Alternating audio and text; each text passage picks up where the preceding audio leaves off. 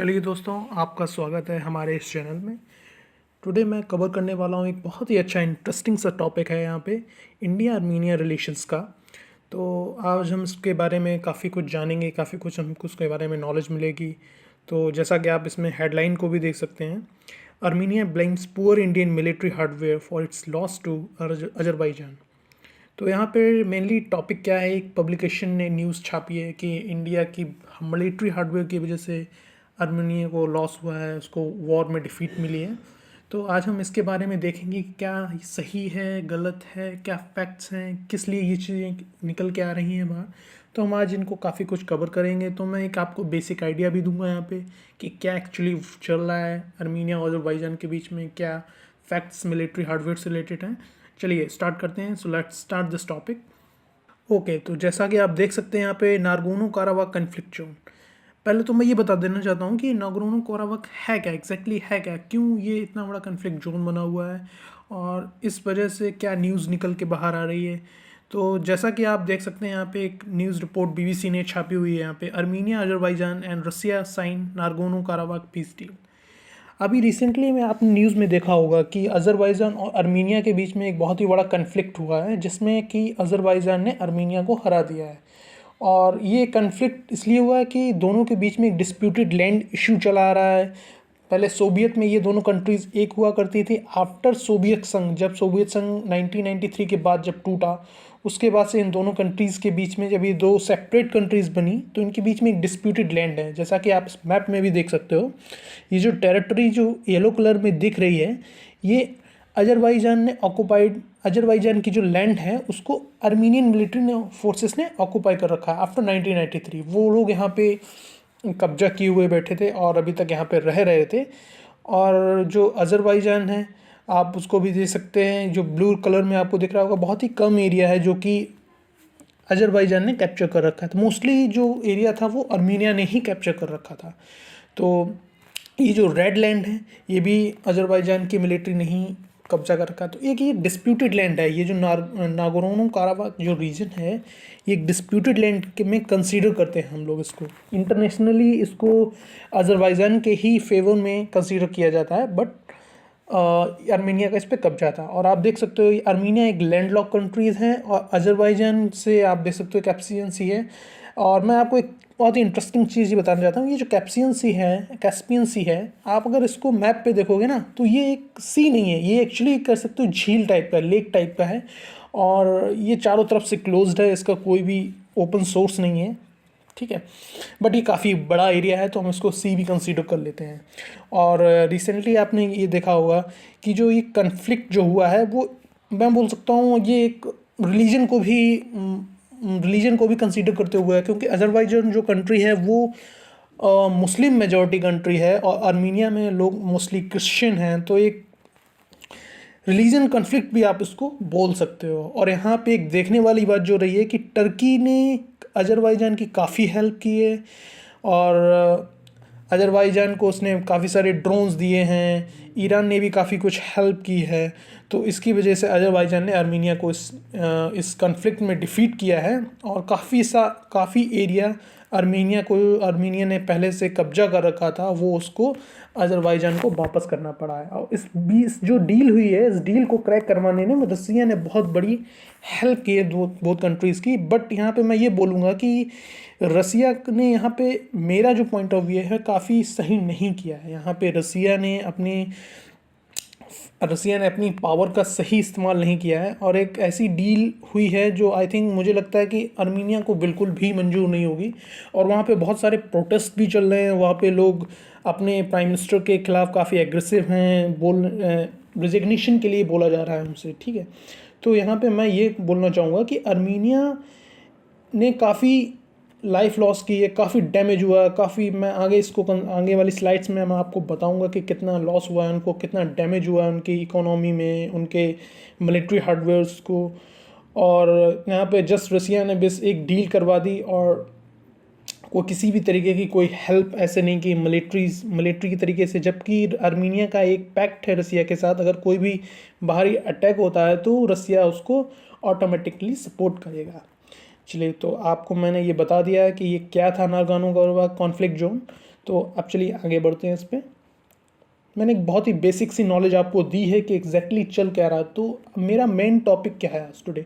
Topic ये है कि कुछ खबर चल रही है जो कि आप देख सकते हो, यूरो एशियन टाइम्स ने इसको पब्लिश किया हुआ है। 27 नवंबर की ही रिपोर्ट है ये। इसको पब्लिश किया हुआ है कि कैसे आर्मीनिया, कुछ लोग चाइनीज सिटीजन्स, पाकिस्तानी सिटीजन्स और टर्किश सोशल मीडिया पे बहुत सारी खबर्स फैला रहे हैं, ट्विटर पे, फेसबुक, इंस्टाग्राम पे, कि इंडियन मिलिट्री हार्डवेयर की वजह से आर्मीनिया ने काफ़ी कुछ लॉस किया है और जो आर्मीनियन गवर्नमेंट है वो अब उसको पे बैक करना चाहती है। वो इंडिया पे क्लेम करना चाहती है कि इतने $40 मिलियन उनको रिटर्न में चाहिए क्योंकि इंडिया की वजह से लॉस हुआ है। तो मैं यहाँ पे आपको ये बता देना चाहता हूँ, ये फेक है या रियल। तो ये बिल्कुल ही फेक न्यूज़ है और हम इसको आगे भी देखेंगे कि क्या क्या फेक न्यूज़ है यहाँ पे, क्यों ऐसा नहीं हो सकता, ये पॉसिबल भी नहीं है। तो पहले तो आप लोग इतना समझ लीजिए, ये एक फेक न्यूज़ है जो कि अगेंस्ट इंडिया है, ठीक है।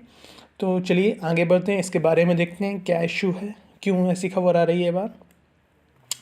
तो आप जैसा कि देख सकते हो यहाँ पे कि इस तरीके की न्यूज़ अगेंस्ट इंडिया ही क्यों होती है। मैंने काफ़ी न्यूज़ देखी थी प्रीवियसली कि यूएई के खिलाफ इंडिया ने ऐसा बोला है। ऐसा बहुत सारे रूमर्स पाकिस्तानीज, चाइनीज़ और ये लोग फैला देते हैं इंडिया के खिलाफ ताकि इंडिया की इमेज को डिग्रेड किया जा सके। तो यहाँ पे एग्जैक्टली ऐसा हो क्यों रहा है? क्योंकि इंडिया काफ़ी स्ट्रांगली कम अप कर रहा है in the defence sector. India काफ़ी कुछ एक्सपोर्ट भी करने लगा है। इंडिया को अभी काफ़ी कुछ एक्सपोर्ट करना भी है बाकी कंट्रीज़ को। तो इंडिया ने इस डील को क्रैक किया था अजरबैजान के साथ। इंडिया ने एक डील की थी जिसमें 4 स्वाति रडार्स, आप जैसा कि इसमें देख सकते हो, 4 स्वाति रडार्स को इंडिया को शिप करना था आर्मीनियन गवर्नमेंट को, ठीक है। तो यहाँ पे आप देख सकते हो एक पाकिस्तानी डिफेंस का मैंने यहाँ पे कटआउट लगाया हुआ है कि यहाँ पे जो कुछ चैनल्स हैं वो किस तरीके से निगेटिव रिपोर्ट इंडिया के खिलाफ फैला रहे हैं। तो यहाँ पे ये देख सकते हो कि Armenia blames India for loss of war to Azerbaijan and claims for the refund due to faulty Indian Swathi weapon locating radar. ये एक वेपन लोकेटिंग रडार है स्वाति, $40 मिलियन। तो given the Indian reputation, neither support nor equipment could help Armenia with the obvious outcome. और मैं ये भी बोल सकता हूँ ये लोग काफ़ी चिंतित हैं इंडियन डिफेंस से, क्योंकि हम लोग काफ़ी कुछ कर रहे हैं इंडियन डिफेंस सेक्टर में। तो इंडिया के मिलिट्री हार्डवेयर को डिग्रेड करना, उसको नुकसान पहुंचाना थ्रू द सोशल मीडिया, लोगों को इस भड़काना चीज़ों के खिलाफ। मैं यहाँ पे ये भी बताना चाहता हूँ कि इस तरीके से इंडिया के मिलिट्री हार्डवेयर को नुकसान पहुँचाना इनका एक मेन मुद्दा हो सकता है और बाकी कुछ नहीं है। तो हम लोग आगे देखते हैं क्या आगे और क्या होता है। तो यहाँ पे एक रिपोर्ट आई है, एक जो हमारे स्टिजन मिथिजर करके एक एनालिस्ट हैं, मिलिट्री एनालिस्ट हैं, उन्होंने एक रिपोर्ट को बनाया है, उन्होंने अपने ब्लॉग में इसको पब्लिश किया था। तो मैंने वहाँ से इसको रिपोर्ट्स को निकाला है। तो यहाँ पे दिख रहा है कि 185 मिलिट्री वेपन्स को लॉस हुआ है जो कि आर्मीनिया ने अपने खोए हैं वेपन्स, ठीक है। तो उसमें से T-72 टैंक्स हो गए, 90 आर्मर्ड व्हीकल्स हो गई, 182 artillery pieces, 73 multiple rocket launchers, 26 surface to air missiles, torch systems, 5 7300, 14 radars और jammers, 1 Sukhoi 24 warplane, 4 drones and 41 military vehicles। और यहाँ पे कोई भी claim about Indian Swati radar damage in report नहीं है, neither from the government of Armenia, neither from any report of non official.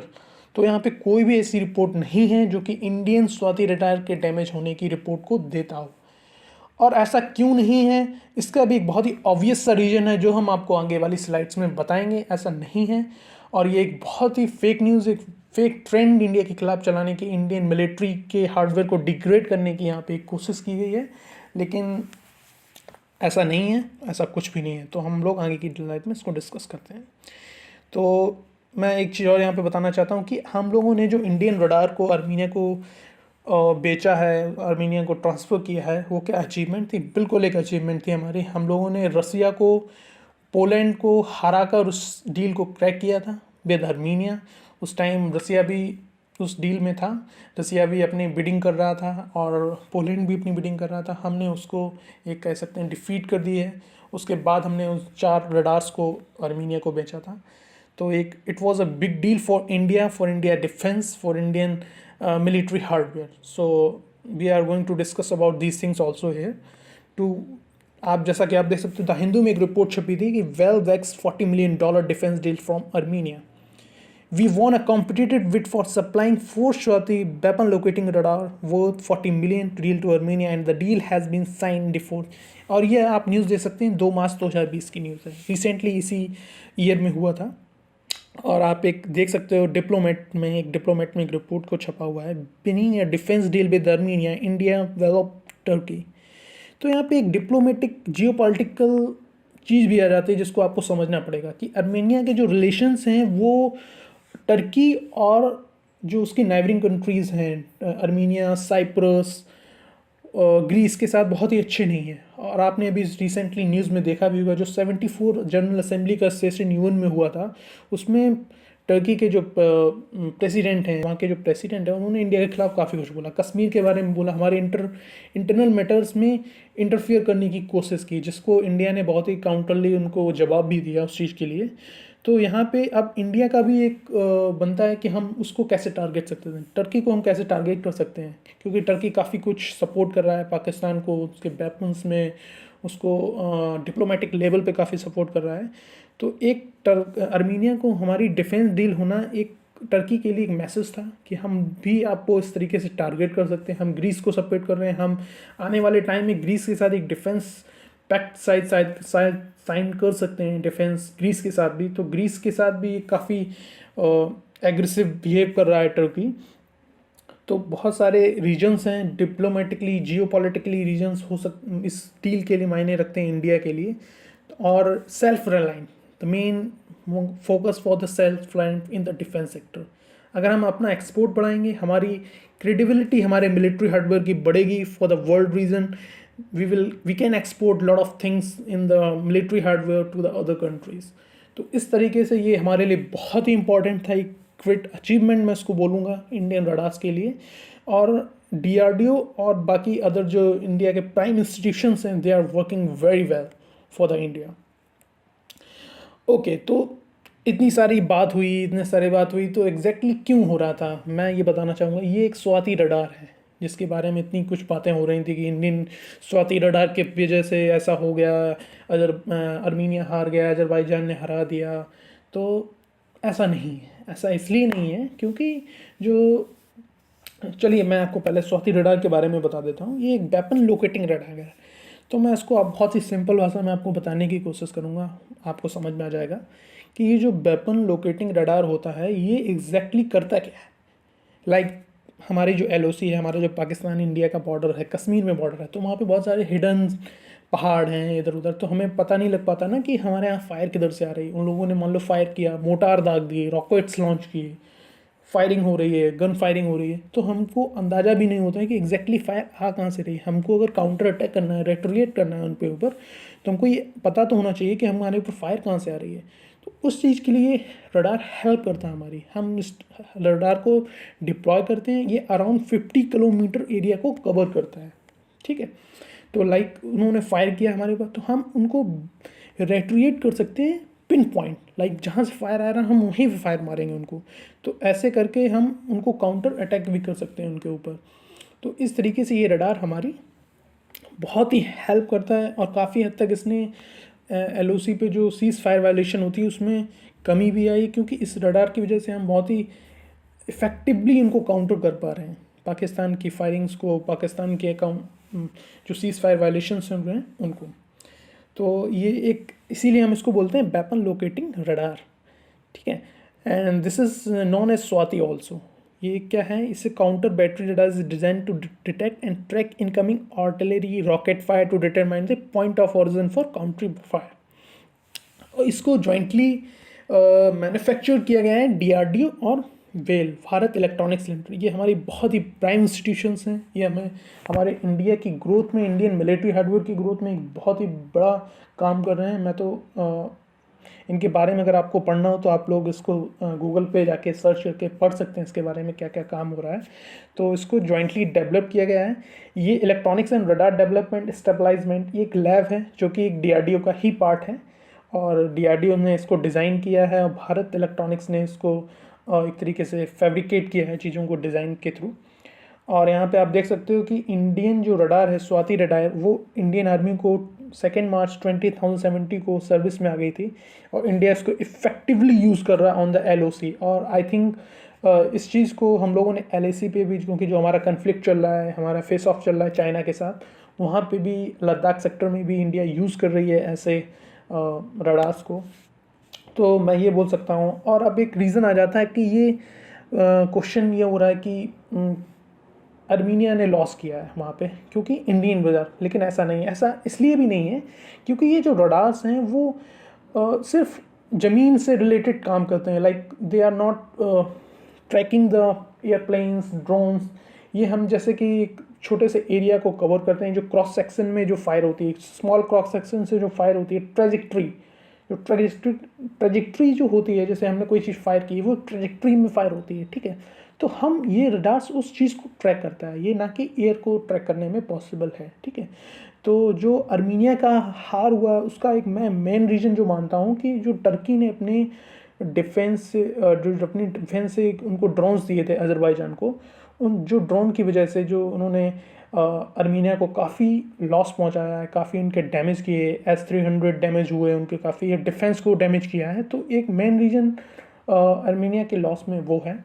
तो और मैं एक चीज़ और इंडिया के लिए बहुत बड़ा कंसर्न है कि इंडिया अभी भी ड्रोन के मामले में बहुत ही पीछे चल रहा है। मुझे लगता है कि इंडिया को मोर फोकस करना चाहिए ड्रोन्स पे, अटैकिंग ड्रोन्स पे। इंडिया अभी तक भी मुझे लगता है कि ड्रोन के मामले में बहुत पीछे है। अभी एक न्यूज़ मैंने देखा था, कल परसों एक न्यूज़ आया था कि इंडिया ने 2-3 ड्रोन अमेरिका से लीज पे लिए हैं for recognization in Indian Ocean region, और अब हो सकता है वो उस चीज़ को डिप्लॉय करें लद्दाख में भी। चलिए आगे बढ़ते हैं हम इसके साथ।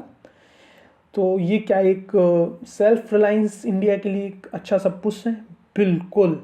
मैं तो ये बोलूँगा कि एक इंडियन आर्मी, अगर हम लोग अपने सेल्फ रिलायंस होने की कोशिश करेंगे तो ये आत्मनिर्भर भारत के लिए एक बहुत ही बड़ा सेक्टर है इंडियन डिफेंस।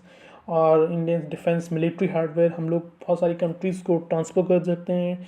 और आपने अभी न्यूज़ सुनी होगी, इंडिया ब्राज़ील ने काफ़ी इच्छा दिखाई है और हम लोग वियतनाम को ऑलरेडी ब्रह्मोस मिसाइल बेचने वाले हैं।